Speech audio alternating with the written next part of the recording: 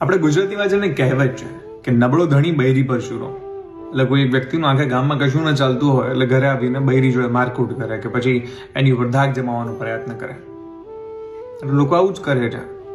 ક્યારેક મા બાપ ઉપર ઘાટા ઉપાડશે, એમની ઉપર રાડો નાખશે, ક્યારેક છોકરાઓને મારશે, ક્યારેક પત્ની ઉપર હાથ ઉઠાવશે, ક્યારેક મિત્રો ઉપર ગુસ્સો કાઢી લેશે, ક્યારેક બોયફ્રેન્ડ ગર્લફ્રેન્ડ બધા ઉપર ગુસ્સો કાઢશે.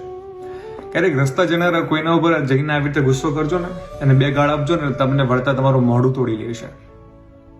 વધારે કંઈ એવું લાગે તો ક્યારેક કોઈ ખાખી પહેરેલા સાહેબ જોડે જજો એટલે તમને 2 મિનિટમાં તમારી ઓકાત બતાવી દેશે. એવું છે કે આપણે છે ને જે લોકો આપણને પ્રેમ કરે છે ને એમને ટેકન ફોર ગ્રાન્ટેડ લઈએ છીએ.